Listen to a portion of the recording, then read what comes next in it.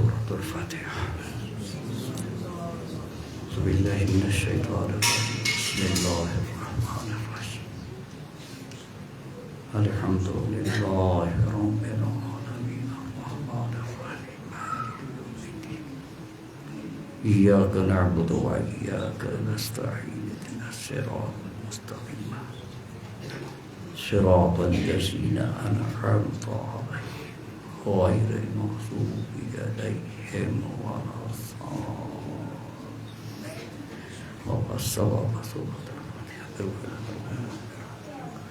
یا ارحم الراحمین، بآواز بلند صلوات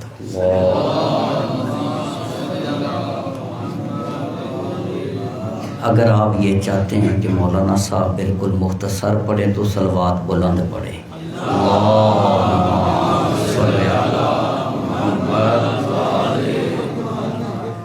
آپ کی صلوات سے مجھے اندازہ ہو گیا کہ میرا ٹائم کتنا ہے۔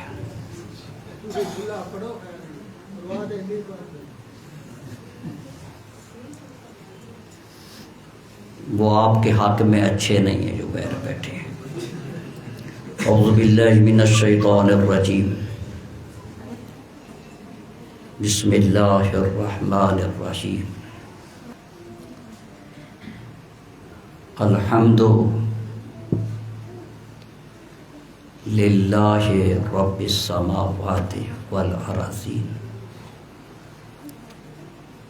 والصلاۃ والسلام والتحیۃ والاکرام علی الرسول المسدد والمصطفى الامجد والمحمود الاحمد ابی القاسم محمد،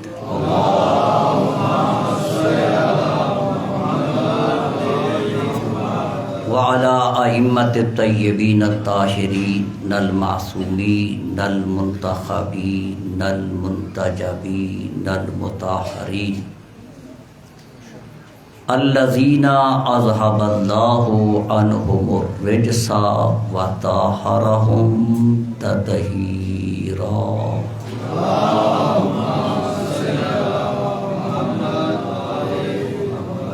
اما بعد، بسم اللہ الرحمن الرحیم، کل نفس ذائقۃ الموت۔ صلوات پڑھ دیجیے۔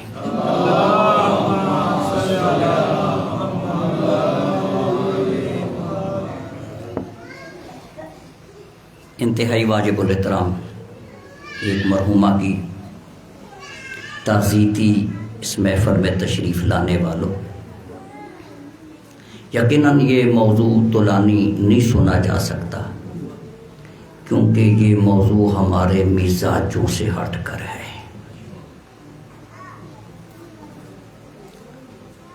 ہمیں موت کا تذکرہ سن کے خوشی نہیں ہوتی،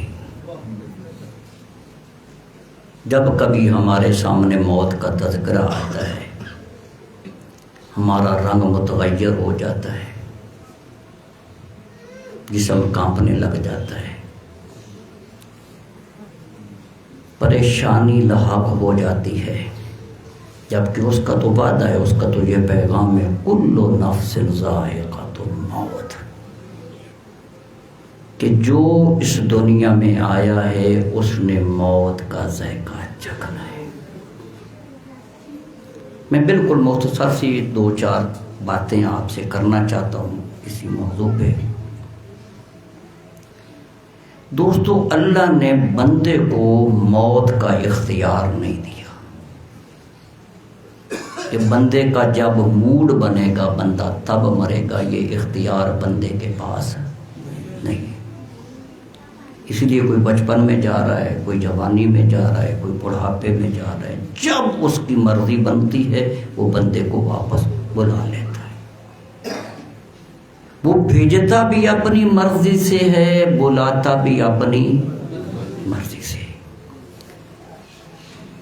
موت کا اختیار اللہ نے بندے کو نہیں دیا۔ اگر آپ لطف لینا چاہتے ہیں تو اگلے جملے پہ غور کرنا، اللہ نے ذائقہ انسان کے ہاتھ میں رکھا ہے۔ ہم چاہیں تو موت کا ذائقہ میٹھا بنا سکتے ہیں، یہ ہمارے پاس میں ہے، اور اگر ہم چاہیں تو موت کا ذائقہ کڑوا بنا لیں۔ میرے موضوع کا یہاں سے تعین ہوگا کہ جو موت کا ذائقہ میٹھا ہوتا ہے نا، یہ بتانے کے لیے اللہ نے نبی اور امام بھیجے۔ یہ جو مقصد ہے نا انبیاء کا، یہ جو مقصد ہے ائمہ خدا کا، یہ آئی ہی اس لیے تھے تاکہ وہ ہمیں سمجھائیں کہ موت کو میٹھا کیسے کیا جاتا ہے،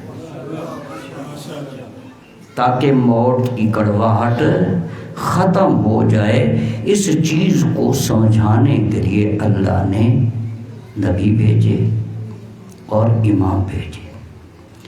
ہم وہ خوش نصیب قوم ہیں جنہیں اللہ نے ارادہ کر لیا کہ میں نے اسے جنت میں بھیجنا ہے۔ میجر صاحب کہتے ہیں تسی ذرا میٹھی میٹھی تقریر کرنا، کڑوی چوکھی کر جاندے ہو۔ اللہ نے ارادہ کر لیا ہے کہ میں نے ملت اسلامیہ کو جنت میں لازمی بھیجنا ہے۔ دوستو اگر اللہ نے تمہیں جنت میں نہ بھیجنا ہوتا، مصطفیٰ جیسا نبی نہ دیتا، قرآن جیسی کتاب نہ دیتا، علی جیسا امام نہ دیتا۔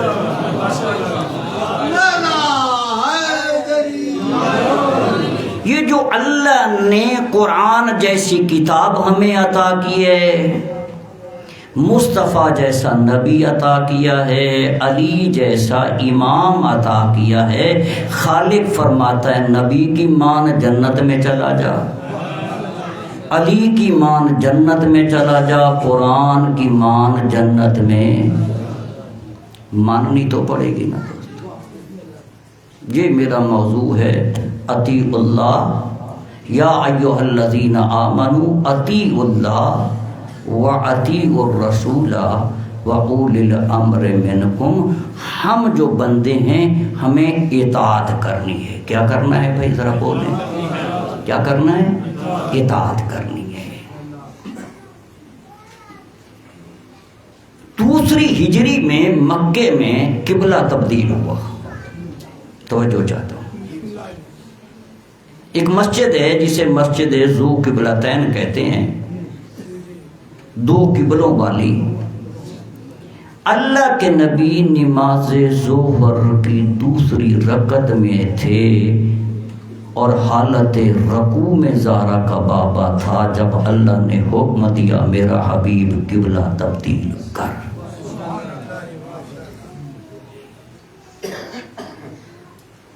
دوستو مصطفیٰ کو اختیار نہیں ہے کہ اسی رکوع کو اسی پہلے قبلے پہ مکمل کرے،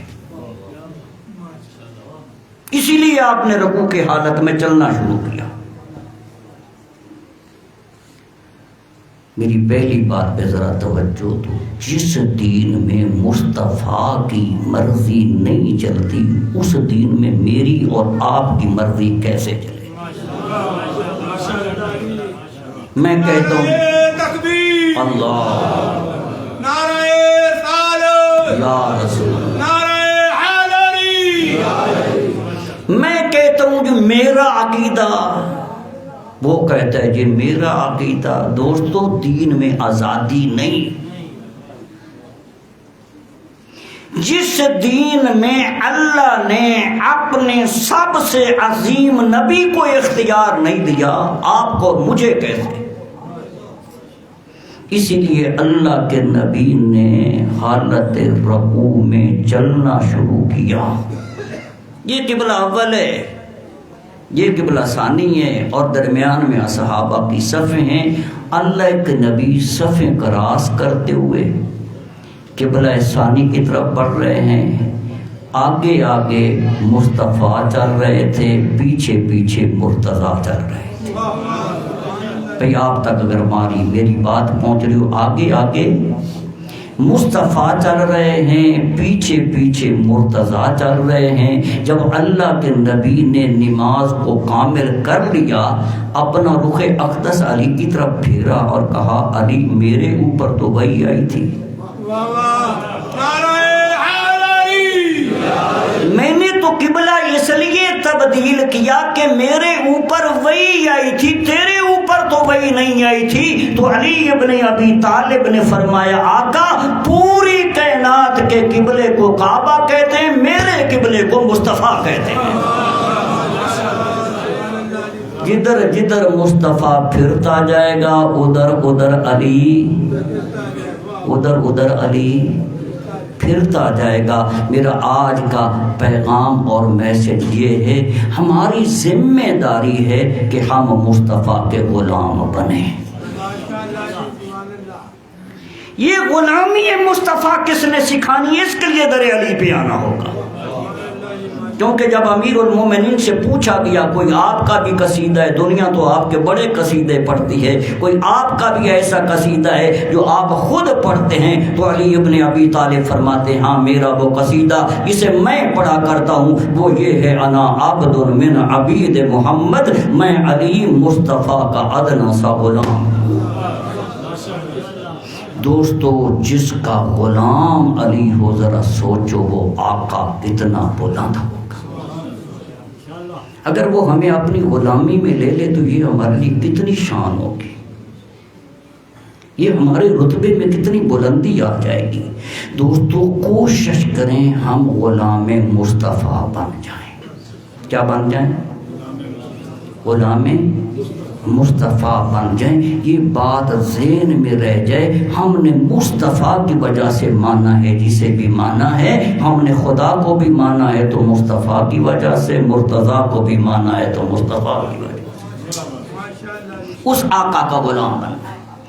6 سال قربت مصطفیٰ میں گزارے۔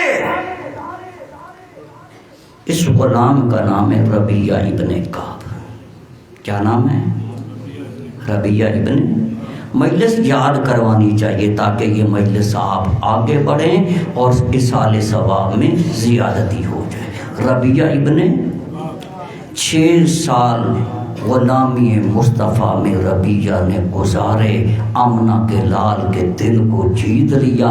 ایک دن آقا ایسے سامنے بیٹھے تھے، ربیعہ کے شانے پہ ہاتھ رکھ کے کہتے ہیں ربیعہ تو نے خدمت کر کے میرا دل جیتا ہے، جا میں نے تجھے آزاد کیا۔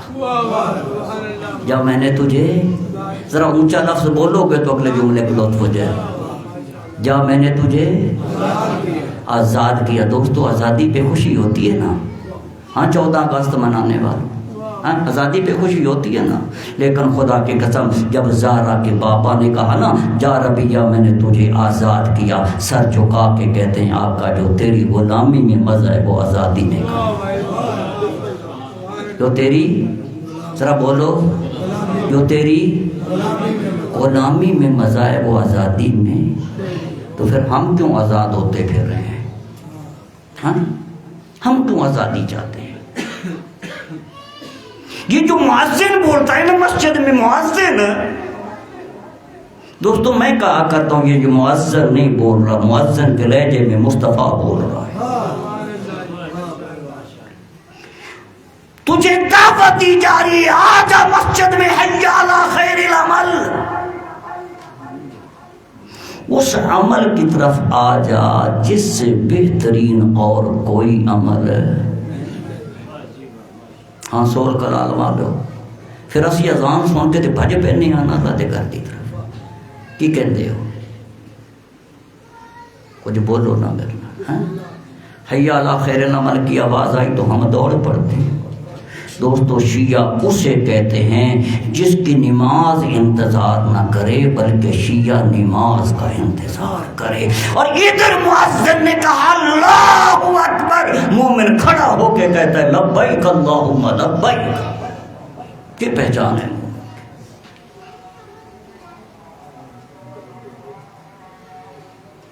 ہم اس امام کو مانتے ہیں خدا کی قسم جس کی راتیں سجدوں میں سجدی تھیں۔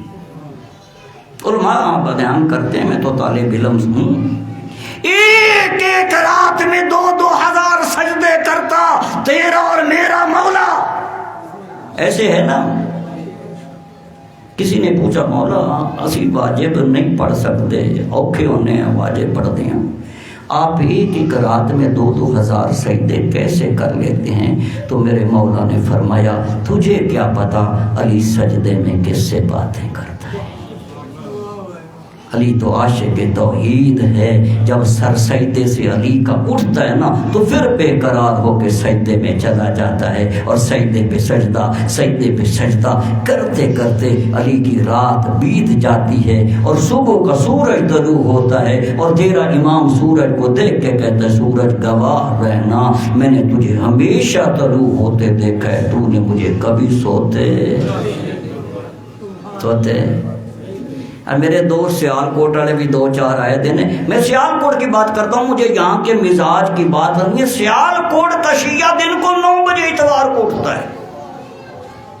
میں نے ایک دفعہ 9 بجے دی گل کر لی تو انہوں نے کہا مولانا صاحب جلدی اٹھا چھڑے نا، اس تے 11 بجے اٹھنے ہیں۔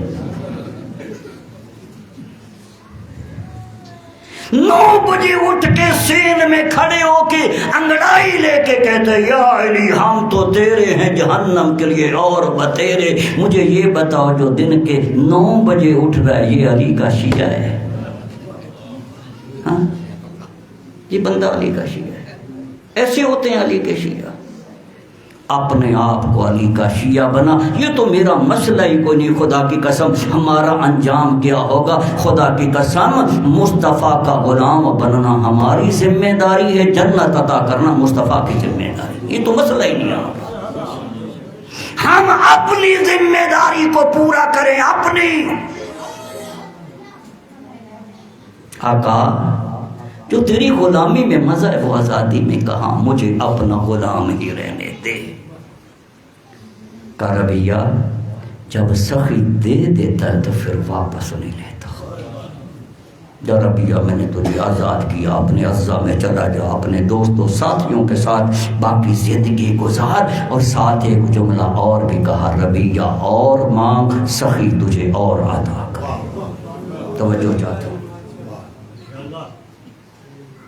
جب کہا نا ربیہ اور مانگ میں تجھے اور عطا کروں، ایسے سر اٹھا کے فخر سے کہتے ہیں زارا کا بابا تیری پہلے عطائیں کوئی کم ہیں جو میں اور مانگوں؟ میں مدینہ کی گلیوں میں چلتا ہوں، لوگ اشارہ کر کے کہتے ہیں وہ دیکھو ربیہ غلام مصطفیٰ جا رہا ہے۔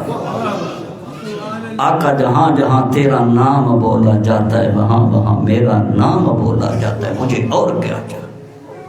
شیعو سر اٹھا کے چلا کرو، جس گلی میں بھی چل رہے ہو، جس محلے میں بھی چل رہے ہو، سر اٹھا کے چلا کرو۔ لوگ اشارہ کر کے کہتے ہیں وہ دیکھو علی کا شیعہ جا رہا ہے۔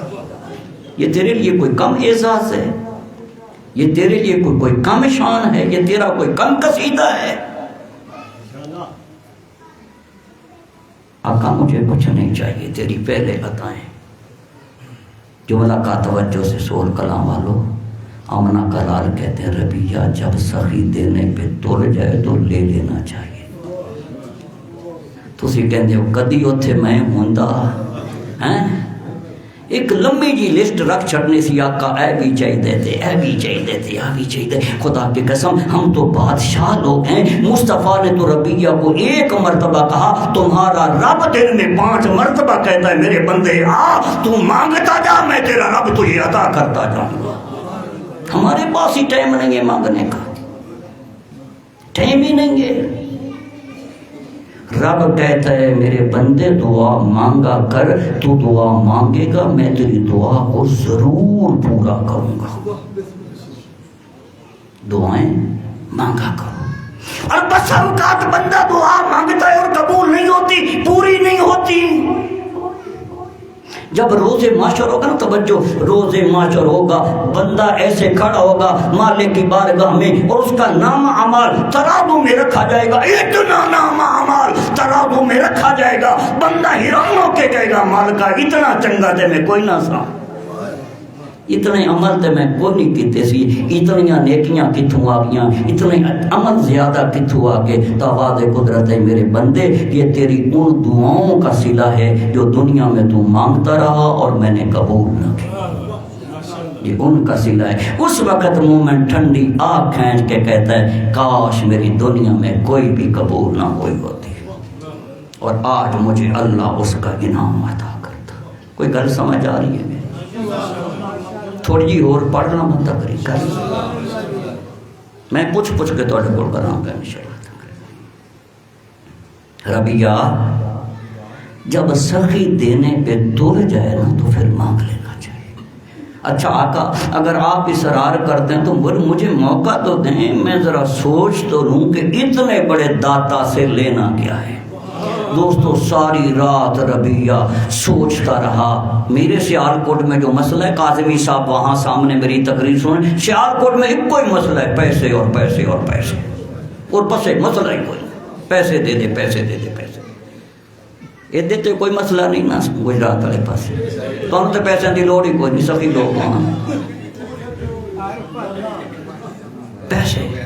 ربیہ نے بھی سوچا کہ اللہ کے نبی سے دولت لے لوں، پھر اپنے آپ سے کہتا ہے پگلا نہ بن، اگر دولت لے لے گا مر جائے گا، دولت ادھر رہ جائے گی تو آگے چلا جائے گا۔ اور اس چیز کا کیا مانگنا ربیہ جس نے ساتھ ہی چھوڑ جانا ہے۔ پھر عمر کے بارے میں سوال کیا، پھر کثیر اولاد کے بارے میں سوال کیا، پھر ایک ایک بات سوچتا، پھر فیصلہ کر کے مٹا دیتا، اور آخر غلام مصطفیٰ نے فیصلہ کر لیا کہ اس داتا سے مانگنا ہے تو کیا مانگنا ہے، فیصلہ کر لیا۔ ہن تسی سوچو بھی کی مانگیا۔ صبح ہوئی نا، اللہ کے نبی نے نماز ادا کی اور خود ربیہ کو بلایا اور ہمیں سبق دیا، لیڈر ایو جیا چنو جڑا اوکھے وقت چ کام آوے۔ اے ووٹاں دی تیاری ہو رہی ہے نا، سبحان اللہ، تے پھیرے آج کل آ رہے ہون گے، تو سبحان اللہ الیکشن ہونا نہیں تے صاحب نے لبنا نہیں۔ اللہ کے نبی فرماتے ربیہ میں نے وعدہ کیا، مانگ کیا چاہتا ہے، پھر وہی جملہ آقا مجھے کچھ نہیں چاہیے۔ ربیہ جب تو نے وعدہ کیا تھا میں مانگوں گا تو پھر مانگتا کیوں نہیں؟ کازارہ کا بابا اگر اصرار کرتا ہے نا تو اس مسکین ربیہ کے لیے ایک دعا کر دو۔ میری پوری تقریر اس جملے میں دوستو منحصر، ذرا توجہ دینا۔ آقا اگر اصرار کرتے ہو تو اس ربیہ کے لیے ایک دعا کر دیجئے۔ ربیہ کیا دعا کروں تیرے حق میں؟ کہا ربیہ آقا میرے لیے یہ دعا کر دیجئے جیسے اللہ نے مجھے دنیا میں آپ کا رفیق بنایا ہے، اللہ جنت میں بھی مجھے آپ کا رفیق بنایا۔ مجھے اور کچھ نہیں چاہیے، مجھے مصطفیٰ کی رفاقت چاہیے، مجھے مصطفیٰ کی رفاقت چاہیے۔ اچھا اللہ کے نبی نے دعا مانگی ہوگی، اللہ نے یقیناً قبول کر لی ہوگی۔ کہا نہیں ربیہ ایسا معاملہ نہیں ہے، ربیہ دعا میں مانگتا ہوں، دعا کی قبولیت کے اسباب تو پیدا کر۔ دوستو پیر جتنا کامل کیوں نہ ہو، جب تک آپ کچھ نہیں کریں گے پیر کی دعا کچھ نہیں کر سکتی۔ اب تسی پیر کو ٹر جاؤ، اے ہن بھی اتنے پیراں دے تذکرے ہوندے پے سن، میں اگلی گل نہیں کردا، پیراں دے تذکرے ہو رہے سن۔ دوستو پیر جڑا بھی کامل ہو جائے تسی کہو جی پیر جی ذرا دعا کرو، منجی چنگی ہو جاوے تو وہ پوچھتے سکتا ہے بیجی بھی ہے یا نہیں، یہ بندے بیجی نہ ہوئے تو کوئی دعا دا فائدہ ہے نہیں، بندے نہ گڈی ہوئے تو دعا پیر دی جڑا بھی پیر کامل ہو جاوے پھر کوئی فائدہ ہے دعا تھا۔ تو اللہ کے نبی نے فرمایا ربیہ دعا میں کرتا ہوں، دعا کی قبولیت کے اسباب تو پیدا کر۔ آقا دعا تو آپ کریں گے، اس ربیہ کو کیا کرنا ہے؟ کہا ربیہ اگر تو یہ چاہتا ہے نا تیرے حق میں میری دعا قبول ہو تو میرے رب کی بارگاہ میں لمبے سجدے کیا کر۔ کیا کیا کر؟ ہاں ذرا بولو کیا؟ نہیں میں سجدے جان نہیں لگا، نہ لے جان لگا تو پریشان نہیں، میرے نہ بس اقرار کرو۔ دوستو حضرت مسلم ابن عقیل کوفہ میں ربوش ہو جاتے ہیں، حالات بدلے، ابن زیاد نے ایک جاسوس کو بلایا کوفہ کے بیر سے، کہا مجھے مسلم چاہیے، اسی کوفہ میں ہے، کسی شیعہ کے گھر میں ہے۔ کہ ابن زیاد بادشاہ بندے ہیں نہ میں نے پتا سنی کون ہے تو نہ پتا میں شیعہ کون ہے، میں کہ میں ڈھونڈ کے جانتی ہوں، گھر چ میں جا نہیں سکتا۔ کہا گھبرا نہیں، مسجد کوفہ میں چلے جانا۔ توجہ کون کہہ رہا ہے؟ ابن زیاد کر رہا ہے۔ توجہ ابن زیاد کر رہا ہے، کوفہ کی مسجد میں چلے جانا، جسے لمبے سجدے کرتے دیکھے وہ علی کا شیعہ ہوگا۔ یہ تیری پہچان تیرا دشمن بتا رہا ہے، تیرا دشمن۔ سجدے کرنے والا بندہ شیعہ ہوتا ہے، سجدوں سے بھاگنے والا بندہ شیعہ نہیں ہوتا ہے۔ سجدہ گزار بنو، سجدہ گزار۔ میں اکثر کہا کرتا ہوں جب جیسی محفلیں منعقد ہوتی ہیں، میرا آنا جانا رہتا ہے، میں کہا کرتا ہوں اور خصوصاً اولاد سے کہا کرتا ہوں، اگر تم مجھے چاہتے ہو نا اماں بخشی جائے تو اسی جگہ پہ بیٹھ کے خود توبہ کر لے۔ تیری توبہ کے ذریعے اللہ تیری ماں کو معاف کر دے گا۔ اولاد جو یہ چاہتے ہیں نا کہ میرا باپ بخشا جائے، میری ماں بخشی جائے، تو توبہ کر لے۔ توبہ کے بعد جتنی نیکیاں تو کرے گا تیرے نامہ اعمال میں بھی ثواب درج ہوگا، تیری ماں کے نامہ اعمال میں بھی اتنا اجر درج ہوگا۔ اگر تم ہمدرد ہو اپنی ماں کے، اگر تم ہمدرد ہو اپنے باپ کے، تو خدا را اللہ نے ایک نعمت دی ہے جسے توبہ کہتے ہیں۔ توبہ اختیار تو کر، اللہ تیرے باپ کو بھی بخش دے گا، اللہ تیری ماں کو بھی معاف کر دے گا۔ حضرت موسیٰ علیہ نبی کا زمانہ، قحط کا عالم، انسان تڑپ رہے ہیں، حیوان بلبلا رہے ہیں، بستی والوں نے آ گھیرا، اللہ کا کلیم جا رہا ہے کوطور پہ۔ ہمارا یہ سوال اللہ کی بارگاہ میں پیش کرنا، خالقہ تیرے بندے پریشان حال ہیں، حیوان بلبلا رہے ہیں، انسان تڑپ رہے ہیں، رحمت کی بارش ہے نا۔ میری توجہ آپ کی طرف، رحمت کی بارش۔ کلیم گئے، اللہ سے ملاقات ہوئی، بستی والوں کا پیغام دیا خالق، بستی والوں کا یہ پیغام ہے رحمت کی بارش، آواز قدرت ہے کلیم، میرا بھی جواب بستی والوں کو جا کر دے دینا نہیں ہو سکتی۔ کیا نہیں ہو سکتی؟ کلیم نے ہمت کی، خالق وجہ تیرے بندے ہیں، تو نہیں ہو سکتی۔ توجہ، موسیٰ اس بستی میں میرا ایک نافرمان بندہ رہتا ہے، ایک، کتنا؟ ذرا بولو نا میرا، 16 کلائیں تھے کوئی نہیں نا، سبحان اللہ۔ یہ مصطفیٰ کا صدقہ ہے، یہ آل مصطفیٰ کا صدقہ ہے کہ ہم اس کی نافرمانیاں کرتے ہیں، وہ رحمت کی بارش کر رہے ہیں۔ بابا سے بلند سلوات۔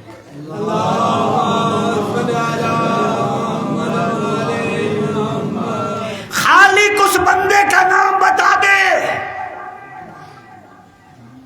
ہم اسے بستی سے نکال دیتے ہیں، باقی لوگ تو عذاب میں مبتلا نہ ہوں۔ سنو گے یہ دوسرا جملہ میری تقریر کا، واضح قدرت موسیٰ، میں اپنے بندے کا نام بتا کے اسے لوگوں میں رسوا نہیں کرنا چاہتا، میں اپنے بندے کا نام بتا کے اسے رسوا نہیں کرنا چاہتا۔ موسیٰ وہ اپنا بندہ ہونا بھول گیا، میں اپنا رب ہونا کیسے بھولوں؟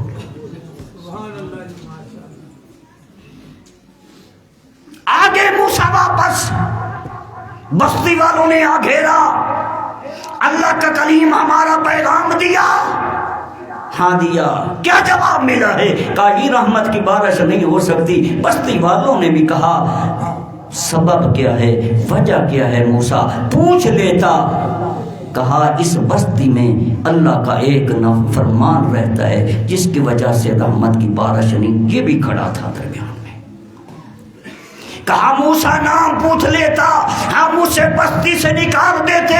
کہا میں نے پوچھا، آواز قدرت آئی، موسیٰ میں اپنے بندے کا نام بتا کے اسے زمانے میں رسوا نہیں کرنا چاہتا۔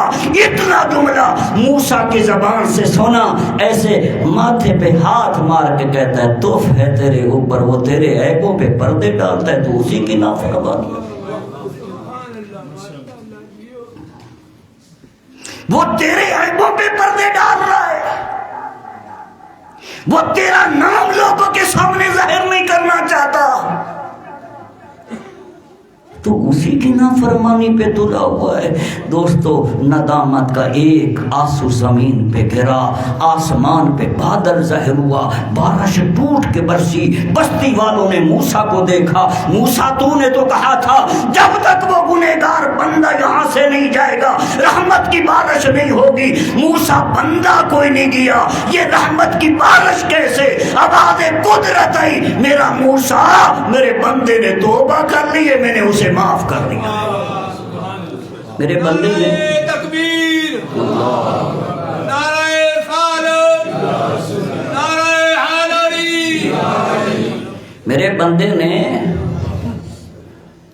نے ذرا بولو توبہ کر لیے میں نے اسے۔ نہ اللہ انہوں معاف کرتا ہے، سانو نہیں کرتا، سانو نہیں کرے گا، لیکن توبہ تو شرط ہے نا دوستو۔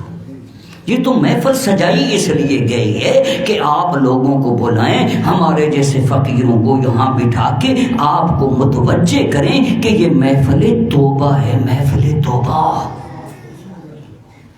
اگر تم یہ چاہتے ہو کہ تم بخشے جاؤ، اگر تم یہ چاہتے ہو تمہارے مرحومین بخشے جائیں، اس محفل میں توبہ کر، یقین سے کہتا ہوں تو بھی بخشا جائے گا، تیرے والدین بھی بخشے جائیں گے۔ توبہ، لمبی بات نہ کروں، قبلہ صاحب نے دعا بھی منگانی ہے، مسافر بھی دور دور سے آئیں، کرنا کیا ہے، کیا کرنا چاہیے؟ دوستو آؤ ایک دانا کے پاس چلتے ہیں، اس سے پوچھتے ہیں کیا کرنا ہے۔ تاریخ میں اس دانا کو بہلول دانا کہتے ہیں، نام سنا ہوگا آپ نے، کیا نام ہے؟ بہلول دانا۔ بغداد کی گلی میں دوستو بہلول نے تماشا لگایا ہوا تھا، لوگوں کی نظر میں تماشا تھا، وہ تو فقہ آل محمد سنا رہا تھا، دین آل محمد سنا رہا تھا، وہ تو مجلس کر رہا تھا، راستہ بند، لوگوں کا ہجوم۔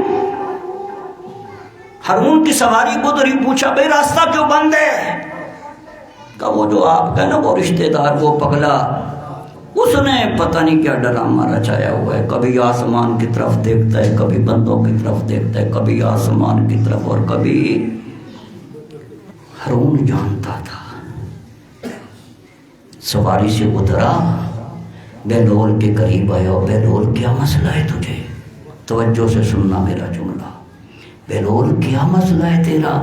کبھی آسمان کی طرف دیکھتا ہے، کبھی بندوں کی طرف دیکھتا ہے، کیا مسئلہ ہے تیرا؟ کہا ہارون میں اللہ اور بندوں کے درمیان صلح کروا رہا ہوں۔ کوئی گل سمجھ آئی ہے؟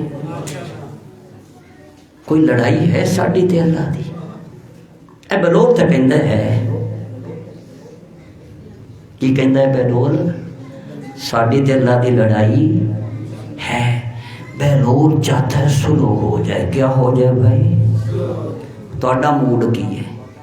کچھ بولو نا، کوئی کرنا چاہتے ہو صلح؟ ہے نا موڈ؟ ماشاءاللہ، اسی لیے مجلس ہے کہ صلح کر لیں۔ بہلول کیا مسئلہ ہے تیرا؟ کبھی آسمان کی طرف، کبھی بندوں کی طرف، کیا مسئلہ ہے تیرا؟ کہا میں اللہ اور بندوں کے درمیان صلح کروا رہا ہوں۔ اچھا پھر تیری کوئی محنت کا نتیجہ بھی نکلے ہے؟ کہاں نکلا ہے؟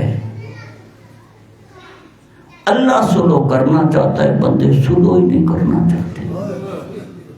اللہ چاہتا ہے توبہ کر میں تینوں معاف کر دیں گا، میں تیرے سارے معاف کر دیں گا، توبہ کر لے توبہ کر لے۔ بندہ کہتا ہے ویکھی جاسی سول کلانا میرے کو جملے دی سمجھ آئیے، آج تسی بھی کہنا مولوی لال آٹے جتنے ویکھی جاوے گی ہیں۔ نہیں دوستو، اگر موقع مل رہا ہے نا، اگر بڑا معاف کرنے پہ توڑ جائے تو چھوٹے کو اکڑنا نہیں چاہیے۔ وہ تل گیا ہے تجھے معاف کرنے پہ، خدا را عاجز بن معافی مانگ وہ تجھے معاف کر دے۔ اور تو عظیم ہے، تیرے پاس تو اللہ نے بڑے بڑے عظیم وسیلے رکھے ہیں۔ علی کے صدقے میں آ جا، سیدہ کے صدقے میں آ جا، حسن کے صدقے میں آ جا، حسین کے صدقے میں آئے گا، تو معاف کر مانگتا جائے گا، وہ کریم تجھے معاف کرتا جائے گا۔ کہا تیری کوئی محنت کا نتیجہ نکلا؟ کہا کیا نکلنا ہے؟ اللہ سلو کرنا چاہتا ہے، بندے سلو ہی نہیں کرنا چاہتے، دیکھی جا سی نہیں آئی دی تقریر دے بعد جیڑا بندہ دودھ چ پانی پاندا چھڑ دے گا، ہاں کی کہندے ہو؟ جائے کسی دی پیڑی تے قبضہ کیتا ہے آئی تقریر دے بعد چھڑ دے گا، میں چھڑ دینا جی بس چھڑ دے گا، نہیں جی میں آیا سبحان اللہ میں واپس ٹوٹ جانا۔ ایک دن میں لور بستی سے نکلا، قبرستان میں جا کے بیٹھ گیا۔ اب ان کی سواری بھی اتفاق سے وہاں سے گزری، وہی بیلول کبھی قبروں کی طرف دیکھتا ہے کبھی آسمان کی طرف۔ بیلول قریب آ کے کہتا ہے یار تینوں کی بنی آج بستی کی رونقوں کو چھوڑ کر یہاں کیوں آ گیا؟ کہا یار اس لیے یہاں آ گیا ہوں، ایستا ایستا سارے یہاں آ رہے نا، میں نے کہا میں بھی وہاں چلا جاتا ہوں، ایستا ایستا سارے ذرا بولو نا بابے ہو، سارے اتھے آ رہے ہیں، ایسا بھی اتھے جانا ہے، لہذا مہربانی معاملہ صحیح کر لیں، آج موقع ہے معاملہ صحیح کر لیں۔ کہا بیلول بستی چھوڑ کے کہ یہاں کیوں آیا؟ کہا وہی کام، اللہ اور بندوں کے درمیان سلو۔ اچھا پھر تیری محنت کو کوئی نتیجہ نکلا؟ توجہ، تیری محنت کو کوئی نتیجہ نکلا؟ کہا ہاں نکلا، یہ سلو کرنا چاہتے ہیں، وہ سلو ہی نہیں کرنا چاہتے۔ ہوں اے کہنے نے جڑے قبریں پہن معاملہ موک جائے، وہ کو سمجھ آ رہی ہے؟ معاملہ موک جائے، وہ کہنا نہیں ہوں تے ترازو لگے گا، ہوں تے انصاف ہو جائے گا۔ سول کلا دے دانا بندے ہو، فیصلہ کر کے دسو وہ موقع چنگا ہے یا یہ موقع چنگا ہے؟ کوئی فیصلہ بھی تے کرو نا کیا؟ جب وہ سلو کرنے پہ آمادہ تھا ہمیں چاہیے کہ سلو کر لیں، اس سے پہلے کہ وہ کہنے میں نے اپنے سلو نہیں کرنی ہے۔ آج وہ سلو کرنے پہ آمادہ ہے، دوست آ جا سلو کر۔ خدا کی قسم کتنا خوش نصیب ہے تو بندہ، آخری بات میں کہہ کے اجازت چاہوں، کتنا خوش نصیب ہے، اللہ نے تجھے کتنے لگپال امام دیے۔ ماشاءاللہ چیلم ہو چکا، زائرین کی کثرت آپ نے چیلم پہ دیکھی، اور اس کے پیچھے بھی مسلسل زائرین جو ہے اس مقدس مقام کی زیارت پہ جا رہے ہیں۔ کنہ کندی دی دعا ہے کہ اللہ میں نبی زیارت نصیب فرمائے۔ او سروات پڑھ لے ماشاءاللہ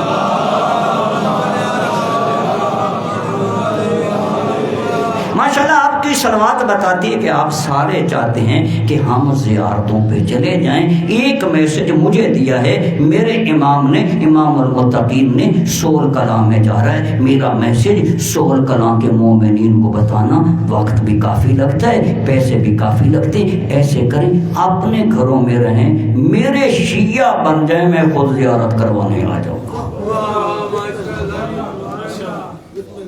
کوئی گل سمجھ آئیے؟ امام نے کی فرمایا ہے؟ میرے شیعہ بن جاؤ، جس جس جگہ پہ رہتے ہو، میں علی وعدہ کرتا ہوں میں خود آؤں گا۔ یار نجف جائیں گے تو روزے کی زیارت کریں گے، علی فرماندے نے میرا بن جا میں تیرا بن جانا، میں آ جانا۔ تیری عظامتاں ختم ہو جان گیاں، میرا دیدار کر۔ خدا کی قسم علی وہ لجپال امام تھا، جب اللہ کی عبادت سے فارغ ہوتا نا، مسجد کوفہ سے نکلتا، ایک چھوٹی سی دکان پہ کھڑے ہو کے ایک ادنا سے دکاندار جس کا تاریخ نے نام میثم تیمار لکھا ہے، کہتا ہے میثم نظریں اٹھا، تیرا امام زیارت کروانے والا۔ علی زیارت کرواتے ہیں لیکن میثم بننا پڑتا ہے۔ علی زیارت کرواتے ہیں لیکن میثم بننا پڑتا ہے۔ دوستو ایک دن امام المتقین کی محبت ذرا بڑھی، میثم کو اٹھا دیا، جا میثم اپنے کام کر، تیری دکان پہ بیٹھ کے تیرا مولا تجارت کرتا ہے، تیرا مولا۔ بیٹھ کے علی دکان پہ چلے گئے میثم تیمار۔ آیا ایک بد نصیب دکان سے گزرا، آگے جا کے پھر پلٹا، سوچیا دکاندار نہیں بیٹھا، یہ بچ کھوٹا سکہ ہے چلا لینا۔ اے بندے مسکرا رہے ہیں ماشاءاللہ، ہاں وہ بد نصیب کھوٹا سکہ چلانا چاہتا تھا، ہم کھوٹے عمل چلانا چاہتے ہیں۔ اچھے عمل کرو، امام المتقین کے ماننے والوں، سچے اور کھرے عمل کرو۔ سکہ دیتا ہے، امام نے سکہ دیا، کھجوریں دے دی۔ تھوڑی دیر کے بعد جب میثم آیا نا، تو مولا نے جو کمائی کی تھی نا، میثم کے ایسے ہاتھ پہ رکھی، دکاندار تھا، عادت سی نا ایسے سکے پہ نظر کی، کہا واہ مولا ایک کمایا وہ بھی کھوٹا، مولا ایک کمایا اور وہ بھی کھوٹا۔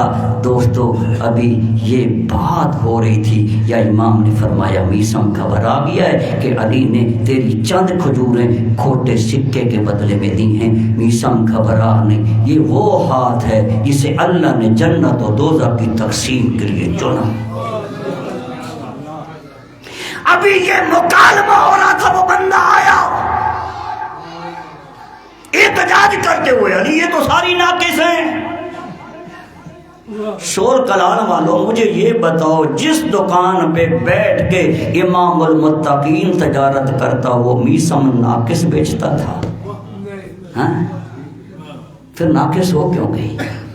دوستو ناقص اس لیے ہو گئی کہ اس نے حق کے امام کو دھوکہ دیا، حق کے امام کو دھوکہ دیا۔ جو حق کے امام کو دھوکہ دیتا ہے اس سے کامل نہیں ملتی۔ جانا فقیر کی بات کو، رات بستر پہ لیٹ جانا، لیٹ کے سوچنا فقیر نے کیا بات کی۔ وہ علی جو کھوٹے سکے کے بدلے میں چند کامل کھجوریں دینا پسند نہیں کرتا، وہ کسی بد کردار کو جنت کیسے دے دے گا؟ اگر جنت چاہتا ہے تو اپنی آذان پہ کان دھر، مؤذن تیرا کہتا ہے، مسجد میں کھڑے ہو کے کہتا ہے اشہد ان امیر المومنین و امام المتقین، میں اس علی کو مانتا ہوں جو مومنوں کا امیر ہے اور متقینوں کا امام ہے۔ خود کہتے ہیں مسجد میں کھڑے ہو کے کہ علی تو متقینوں کا امام ہے، علی کا تو فاسق فاجروں سے تلہ کی کوئی نہیں۔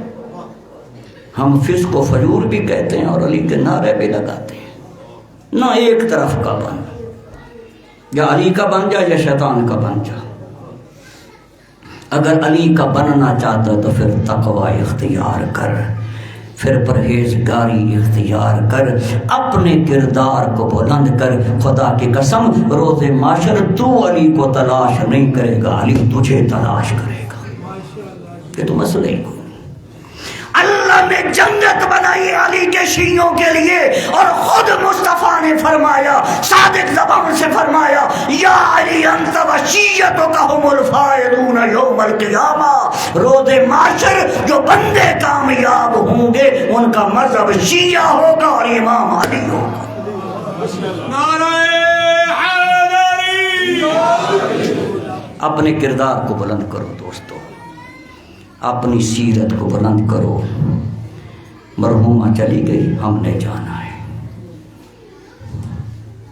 تذکرہ ایک ماں کا ہو رہا تھا، میرے سیالکوٹ کے شاعر نے ایک نوحہ لکھا ہے، ماواں کربلا کیا ماواں، مائیں بڑی پیدا ہوئی ہیں دنیا میں، لیکن خدا کی قسم جیسے کربلا والی مائیں تھی نا، ایسی مائیں کائنات میں نظر ہی کوئی نہیں آتی۔ شب عاشور کربلا کی ماؤں کا تذکرہ،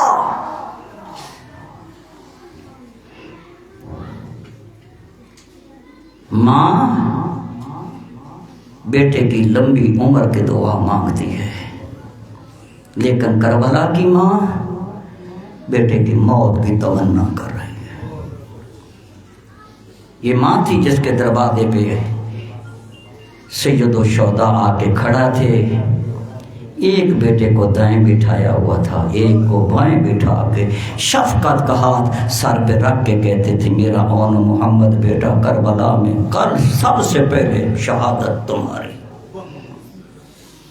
اور بی بی نے ایک جملہ کہا، میرے لال یاد رکھنا تم اکبر کا صدقہ ہو، صدقہ پہلے دیا جاتا ہے، اصل بعد میں قربان ہوتی ہے۔ میں قربان جاؤں، ایک ایک دروازے پہ زہرا کا لال گیا، لیکن ایک دروازے پہ زہرا کے لال کی خود چیخیں نکل گئیں کہ ایک بی بی تھی جس نے جھولا کی تنی کو پکڑا ہوا ہے اور ایسے جھولے کو لوری بھی دیتی ہے، ساتھ روتی ہے، کاش اصغر تو جوان ہوتا، وہ میرا لال تو جوان ہوتا، کل میں زہرا کے لال پہ تجھے قربان کرتی، بطول کے سامنے سرخ رو ہوتی، لیکن میں کیا کروں میرا لال، تو میدان میں جا نہیں سکتا۔